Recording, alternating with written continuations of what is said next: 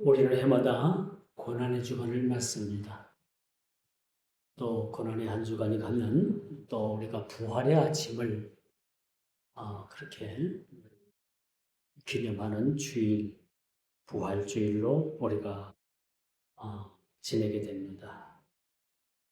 이렇게 우리가 고난의 주간을 지키는 것은 주님의 고난이 우리의 신앙의 전부이기 때문이라는 말씀드릴 수가 있어요. 우리 신앙이 주님의 고난과 부활을 빼놓으면은 신앙 고백이 될 수가 없는 거예요. 또 신앙생활을 할 수도 없는 거죠. 그래서 우리 기독교는 부활의 종교다. 죽음을 극복한, 죽음을 이기신 부활의 종교임을 우리는 그렇게 증거하게 되는 겁니다. 그래서 우리 주님의 고난은 단순히 십자가에 못 박혀 죽으심으로 끝나는 것이 아니라 이 주님의 고난과 죽으심을 통해서 우리 성도들의 삶의 전 인격적인 삶이 변화를 받게 돼요. 그래서 우리가 예수를 믿으면 변화된다고 하잖아요. 예수를 믿으면 우리의 전 인격적인 육체적인 것이나 영적인 것이나 우리 환경이나 우리 모든 관계나 모든 것이 다 변화를 받습니다. 이게 대단한 거예요. 여러분, 세상 그 무엇으로 우리 사람을 변화시킬 수가 있겠어요? 없어요. 세상에 그 어떤 이론으로 우리 사람을 변화시킨다? 물론 교육을 통해서 사람이 배우고 교육을 통해서 어느 정도 우리가 습관을 가지고 우리가 살아갈 수는 있지만 우리 인간의 전 인격적인 삶을 변화시키는 것은 예수님이신 거예요. 예수님의 실체이신 성령께서 우리를 변화시켜 주신다. 그래서 우리가 어느 한 부분만 변화를 받는 것이 아니라 전 인격적인 삶이 변화를 받는 거예요. 가장 크게는 죽음에서 사망에서 생명으로, 죽음에서 부활로 우리를 옮겨준다라고 말씀드릴 수가 있는 것이죠. 그러므로 우리가 고난의 영광에 함께한 한 주간이 되어야 됩니다. 원래 이번 주간이 고난 주간 아닙니까? 또 교회 사정 따라서 오늘 고난과 부활의 주의를 겸하고 있음을 우리가 보게 돼요.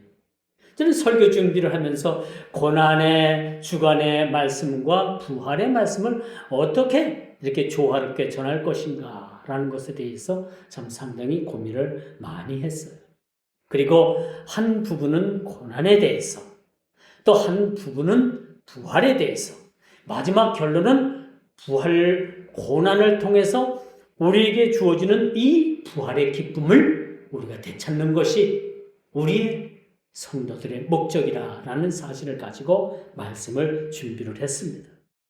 고난의 주간을 맞아 우리가 묵상을 하는 말씀 중에 저는 특별히 구약 성경 이사야 53장을 고난 주간에 묵상을 하는 편이에요. 여러분들도 나중에 한번 이사야 53장을 이제 이번 주간에 한번 찾아보시고 이 고난의 주간에 또 우리가 비록 또 이렇게 부활의 주간으로 우리가 지키고 있습니다만 이 이사야 53장은요. 이사야 선지자가 주전, before Christ, 예수님 이 땅에 탄생하기 전을 BC, before Christ라고 해서 BC라고 합니다. 이건 주전 얘기예요. 주전 700년경에 활동했던 그런 선지자입니다. 이 선지자가 이사야 53장에 뭐라고 그렇게 기록을 하고 있느냐면요.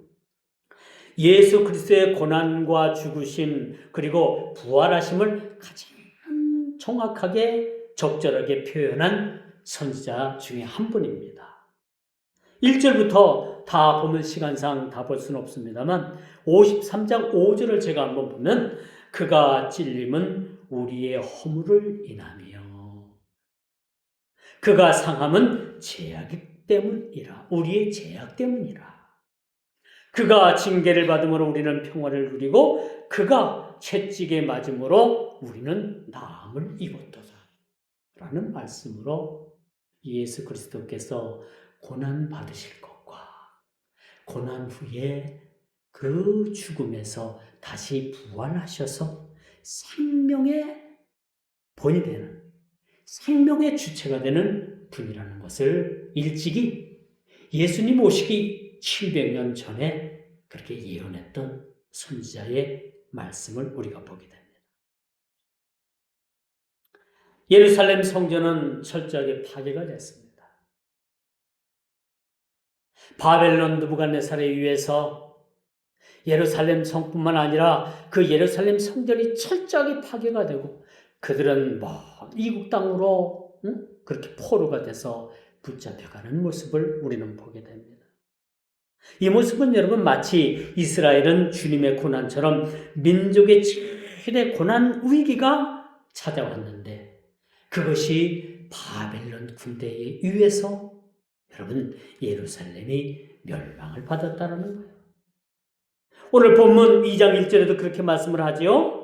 옛적에 바벨론 왕 느부갓네살에게 사로잡혀간 바벨론으로 갔던 자들의 자손 중에서 노임을 받고 그렇죠? 1절 오늘 본문 말씀이 너무나도 우리 가슴에 와 닿잖아요. 옛적에 바벨론 왕 느부갓네살에게 사로잡혀 바벨론으로 갔던 자손들 중에서 이들의 삶이 어떻겠는가라는 것을 우리가 보게 되죠. 마치 이들의 삶은 하루하루가 주님의 고난 당하심과 같은 그런 하루하루의 가장 크고 힘든 그런 삶이었다라고 우리가 보게 되는 것입니다. 그들은 나라를 잃었을 뿐만 아니라 기약도 없이 끌려간 그런 노예의 삶이었어요.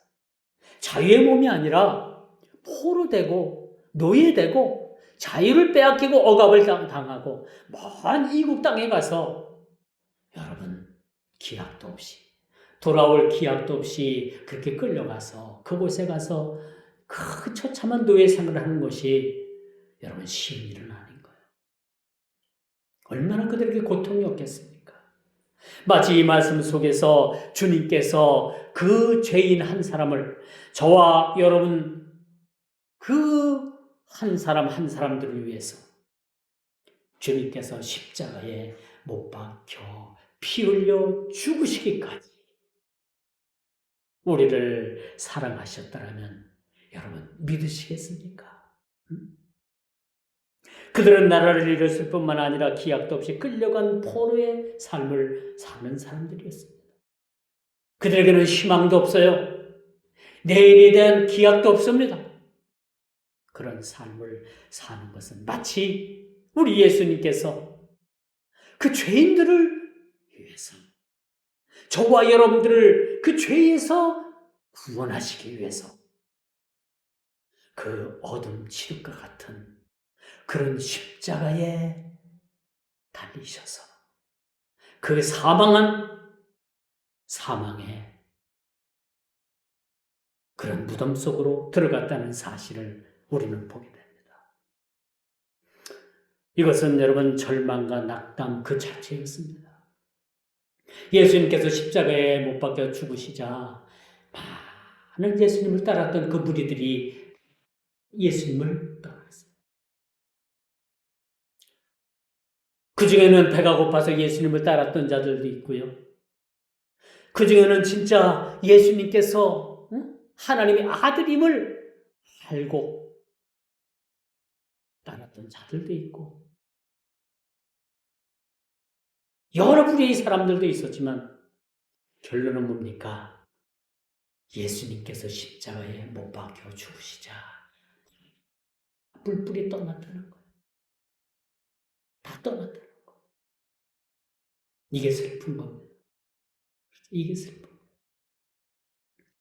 부산 세계력교회 손현보 목사님이 감옥에 갔는데 감옥 생활을 할 만하더래요.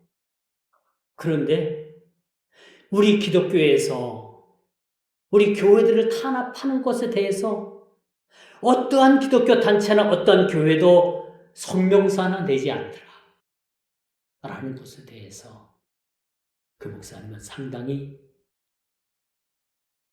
마음이 아팠다고 합니다.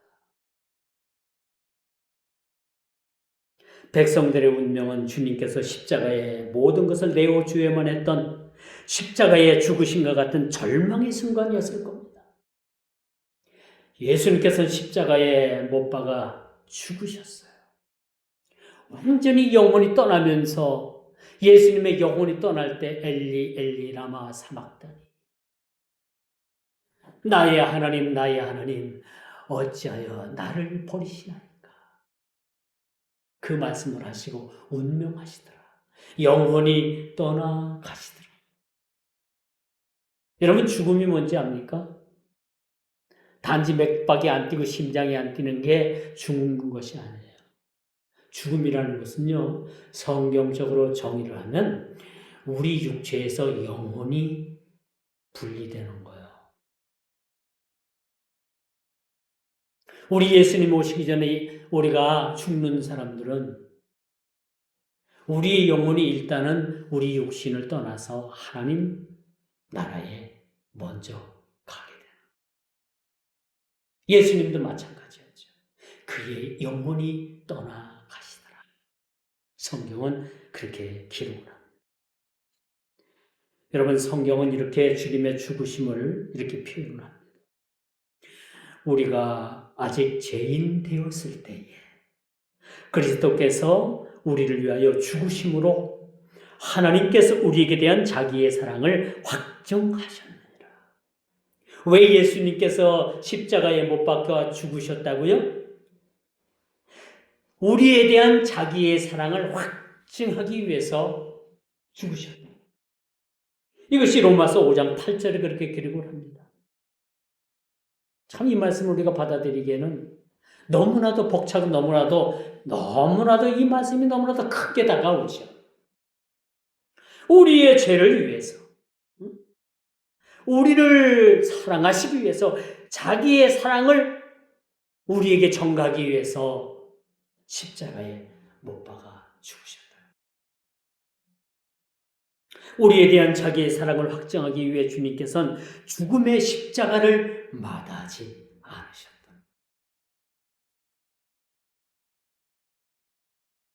느부갓네살 왕은 심판의 도구로 상징을 하는 사람입니다.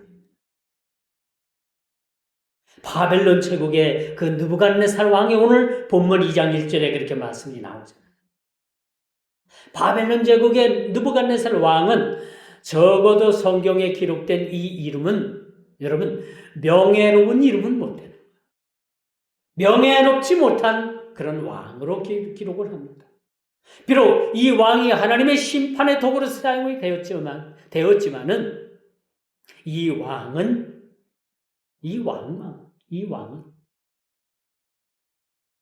명예로운 왕의 이름으로 기록되지 못했다는 거예요. 느부갓네살 왕은 심판의 도구로 상징을 합니다. 그는 철저한 파괴자의 모습을 가지고 예루살렘 성을 파괴했어요. 많은 사람들을 포성줄에 묶어가지고 그렇게 질질 끌고 갔어요. 여러분 이게 얼마나 비참합니까? 한번 생각을 해요. 지금 이스라엘이라는 나라는 비록 적어요. 그 나라가 나라가 독한 민족인지 압니까? 다시는 이런 어려움을 당치 않기 위해서, 다시는 이렇게 성경적인 이렇게 국가적인 그런 고난을 반복하지 않기 위해서 지금 이스라엘이라는 나라가 세계를 향해서 어떻게 싸우고 있는가? 여러분 생각해 보세요. 그 이란이라는 나라, 그 큰 나라를, 그 조그마한 나라가 완전히 가서 막 초토화를 시키고 있잖아요. 왜? 과거의 역사, 과거의 아픈 역사를 반복하지 않기 위해서 지금 이스라엘 나라는 그렇게 싸우고 있는 것을 우리가 보게 되는 거예요. 지금 이 현 세계가 여러분 성경 역사와 같이 이렇게 연결이 됩니다. 이 현 세계가 성경과 동떨어진 이야기가 아니에요. 전부 다 이 역사가 이어지는 겁니다. 그래서 우리는 현실을 지키자고 오늘날 이 현실을 보면서 장래에 이 세상이 어떻게 이것이 진행되어질 것인가라는 것에 대해서 우리는 성경을 통해서 이것을 확인해 보는 거예요. 이런 안목의 눈을 우리가 가져야 된다는 사실을 우리가 보게 됩니다. 그래서 주님께서는 죄로 인해서 철저히 파괴된 저와 여러분들을 위해서 십자가에 못 박아 주셨다는 거예요. 주님께서 죽으신 그 목적이 뭐냐? 저와 여러분들을 죄에서 구원해 주시기 위해서. 예수님의 사랑을 확증하는 가운데 그 사랑을 우리에게 확증하기 위해서 예수님께서 십자가에 죽으셨다는 것. 이것이 오늘날 우리에게 고난이 주는 큰 의미라고 말씀드릴 수가 있는 것입니다. 이제 두 번째, 죽음의 권세를 이기시고 주님께서는 다시 살아나셨습니다. 이 기독교의 여러분, 기독교의 이 신학 자체가 세상 어떤 종교도 이렇게 완전히 논리 정연하고 이렇게 완벽하고 이렇게 모든 공식이 딱 들어맞는 종교는 없습니다. 우리 기독교는요, 믿음의 종교일 뿐만 아니라 살아있는 종교예요. 그래서 우리 기독교를 종교라고 하질 않아요. 종교는 세상 사람들이 믿는 그 죽은 종교를 얘기하는 거예요. 우리 기독교는 종교라 하지 않고 뭐야? 하나의 여러분 증거가 되는 거예요. 모든 세상의 온 우주 만물의 증거자로 그렇게 예수 그리스도께서 세워주셨다는 것을 보게 됩니다. 그러므로 죽음의 권세를 이기시고 주님은 다시 사셨습니다. 다시 살아나셨습니다. 우리가 이걸 붙잡는 거예요. 우리 신앙의 고백이 어디라고요? 주님 다시 사셨습니다. 그리고 내가 이것을 믿습니다. 이것이 우리 믿음의 신앙의 고백이 되는 겁니다. 로마서 5장 10절을 다시 한번 읽어볼게요. 곧 우리가 원수 되었을 때에 그의 아들의 죽음으로 말미암아 하나님과 화목하게 되었은지요. 우리가 죄인 되었을 때 하나님께서는 그 아들 예수 그리스도를 십자가의 화목 제물로 삼으셨다는 사실을 우리가 보게 되는 겁니다. 이렇게 화목하게 된 자로서는 더욱 그의 살아나심으로 말미암아 우리가 구원을 받게 되는 거예요. 주님께서 부활하심으로 말미암아 우리가 구원을 받게 되었습니다. 얼마나 값진 일입니까? 이제 주님의 부활의 사건을 맞아 오늘 본문 말씀처럼 이스라엘 백성들을 그 고된 노예의 삶의 마침표를 찍게 하신 분이 바로 예수 그리스도. 구약 오늘 본문의 말씀대로 말씀드리자면 여러분 바벨론 제국을 무너뜨리고 파사 제국을 세운 고레스 왕의 모습과 여러분 유사함을 우리가 보게 되는 거예요. 비록 이방 나라의 왕이지만 이 고레스 왕은 예수 그리스도 예수님의 모습에 예표를 하는 그런 인물이라는 것을 우리가 보게 되는 겁니다. 비록 이방 나라 왕이었지만은 이 성경의 고레스 왕은 여러분 어떻게 쓰여진 이름입니까? 참 명예롭게 쓰여진 이름임을 우리가 보게 되는 거예요. 명예롭게 쓰이지 못한 그 이름은 뭐예요? 느부갓네살 왕이었고 성경에 비록 이방 왕이었지만은 그 명예롭게 성경에 기록되어진 그 이름 고레스 왕을 우리가 기억을 해야 되는 겁니다. 이 고레스 왕이 어떤 일을 했을까? 포로의 삶을 살고 그렇게 어려운 고난의 삶을 살았던 이스라엘 백성들을 다시 자기 고국으로 보내는 모습을 보게 되는 겁니다. 2장 2절 이후의 말씀이 전부 다가 뭐예요? 어느 자손, 어느 자손, 어느 지파, 어느 자손, 누구 계속해서 쭉 이름이 나오잖아요. 이 자들을 고레스 왕이 저들을 노예의 삶에서 해방시키고 다시 고국으로 돌려보내는 그런 모습을 오늘 본문 말씀을 그렇게 통해서 기록해주고 있습니다. 이 말씀은요, 여러분, 죄에서 죽을 수밖에 없었던 우리 모든 인생들을 다시 살게, 새 소망, 또 새 삶, 또 새 생명을 허락해 주셔서 다시 이 세상으로 우리를 보내주신 모습과 같은 맥락에서 이 말씀이 쓰여졌다라고 말씀드릴 수가 있는 것입니다. 그래서 여러분, 부활의 위대함은 죽은 죄인을 살리는 일이 있는 것입니다.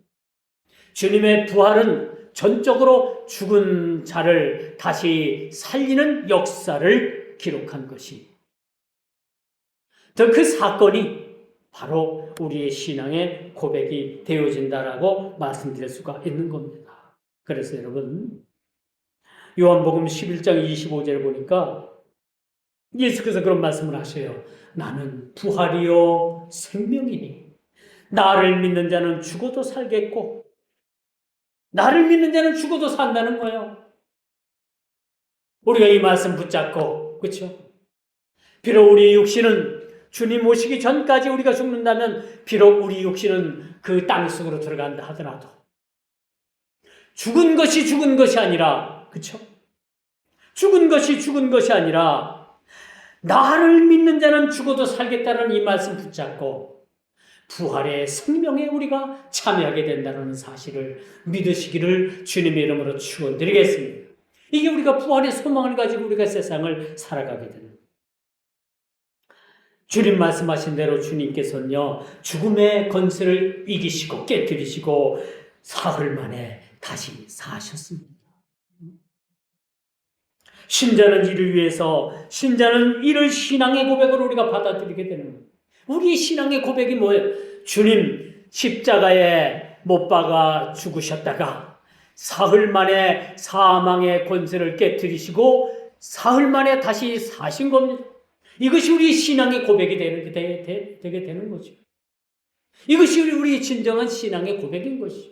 이를 믿는 자는 어떻게 하겠다고요? 이를 믿는 자는 어떻게 하겠다고요? 죽어도 살겠다라고 우리 예수님께서 요한복음 11장 25절에 그렇게 확증하는 말씀으로 우리에게 들려주고 있다고 말씀드릴 수가 있는 겁니다. 그러므로 이제 마지막 세 번째, 고난을 넘어 부활의 소망을 가지고 사는 저와 여러분 되기를 주의 이름으로 축원드리겠습니다. 고난 뒤에는 반드시 부활의 소망이 여러분들을 기다리고 있다는 거죠. 여러분 지금 당하는 이 고난이 여러분 끝이 없는 게 아니에요. 끝이 반드시 있습니다. 여러분 마트를 가보세요. 마트 가면 많은 수많은 그런 물건들이 날짜가 적혀 있죠. 날짜가. 어떤 날짜입니까? 유통기한 날짜가 적혀 있는 거예요. 마찬가지입니다. 여러분 고난 가운데 있습니까? 고난을 당하고 있습니까? 어려운 일을 당하고 있습니까? 넘지 못한 그런 큰 산을 여러분들이 맞이하고 있습니까? 그러나 분명한 것은 마트에 있는 모든 물건들이 유통기한이 있듯이 여러분의 고난도 유통기한이 있고 여러분의 고난도 마지막 끝이 있고 그 마지막 끝에는 부활의 소망, 산 소망, 생명의 소망이 저와 여러분들을 기다리고 있다는 사실을 믿으시기를 바랍니다. 그러므로 여러분 이 본문을 통해서 여러분 부활이 있기 위해서는 반드시 완전한 고난, 죽음이 있어야만 했습니다. 많은 그런 여러분 자유주의 신학자들은 아니 예수님께서 하나님이신 예수님께서 어떻게 죽으셔? 잠깐 십자가에 올라가셨다가 기절하셨다. 기절설을 얘기해. 또 어떤 학자들은 수면설, 잠자고 계신다. 수면설을 얘기하지만 우리 개혁주의 신학은 주님께서는 십자가에 달리셔서 완전히 죽으셨습니다. 완전히 그 육신이 죽으셨어요. 그 심장에 피 한 방울 남기지 않고 다 쏟으셨습니다. 그리고 마지막 다 이루었다 라고 말씀하십니다. 다 이루었다.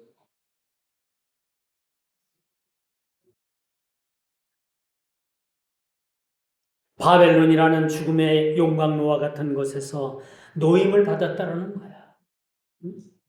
오늘 본문 2장을 여러분들이 조금 읽기 힘든 말씀이지만 여러분 가정들로 집으로 돌아가서 한번 읽어보세요. 이게 뭘 말하는 거예요? 고레스 왕의 그 명령에 의해서 이스라엘 백성들이 다 돌아갑니다. 살아있는 자들은 무조건 다 돌아가게 되는 거예요. 마치 우리의 주님께서 고난당하시고 부활하신 이 사건처럼 모든 죽었던 사람들이 다시 살아나서 그 부활의 소망에 참여하는 모습과 너무나도 닮은 이 본문의 모습을 우리는 묵상할 필요가 있다는 거죠.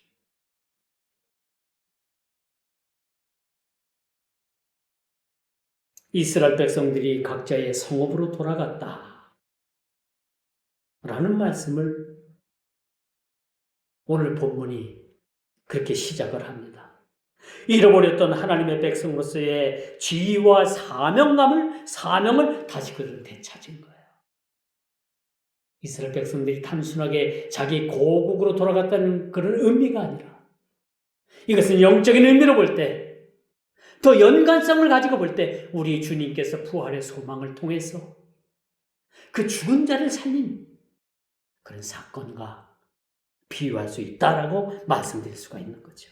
자, 이것이 바로 우리 고난에서 부활의 본질인 본연의 모습으로 회복된다라는 의미를 오늘 본문은 가지고 있습니다. 이제 말씀의 결론을 맺을게요.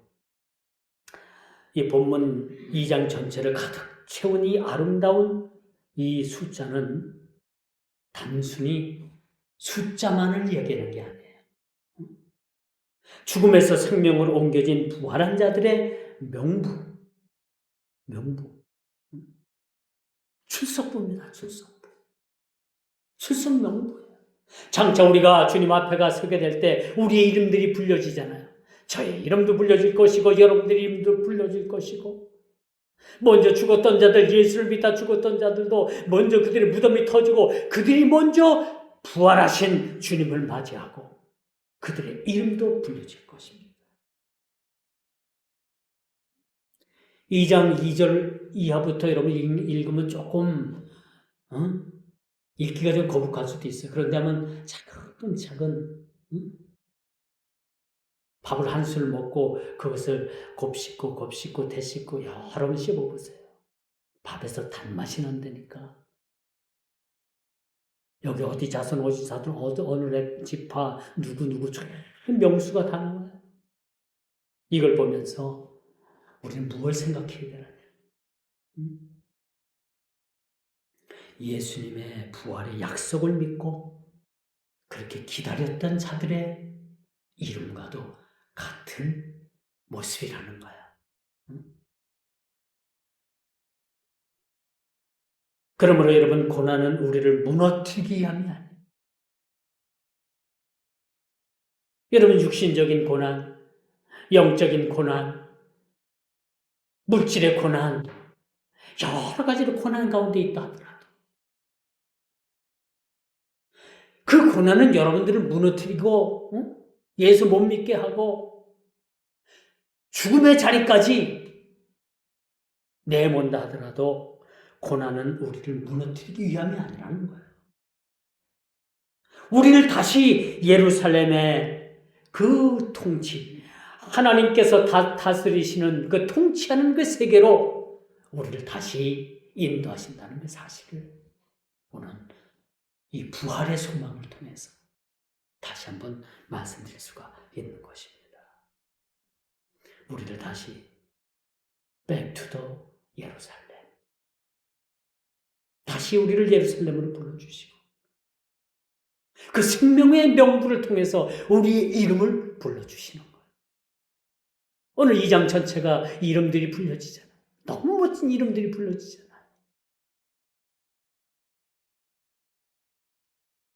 오늘 우리는 고난과 부활을 동시에 맞이하고 있습니다. 다음 주는 여러분 보너스로 더 부활의 소망을 더 크게 가지시길 바랍니다.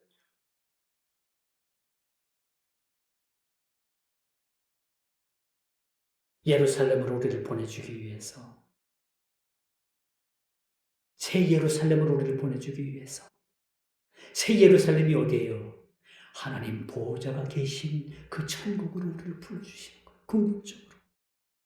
그 명부를 통해서, 생명록에 있는 그 명부를 통해서. 그러므로 여러분, 고난과 부활은 우리를 부활의 빛된 잔치로 우리를 불러주시기 위한 하나님의 전주국임을 믿으시기를 주의 이름으로 축원드리겠습니다. 기도합니다. 주님의 고난을 우리가 깊이 묵상하는 한 주간이 되게 하시고, 주님의 고난이 우리의 신앙의 고백이 되게 하옵소서. 부활의 소망을 품고 이 한 주간도 기도하며 주님의 부활의 승리를 우리 모두가 체험하는 그런 우리 모든 성도들이 다 되게 하여 주옵소서. 예수님의 이름으로 간절히 기도드리옵나이다.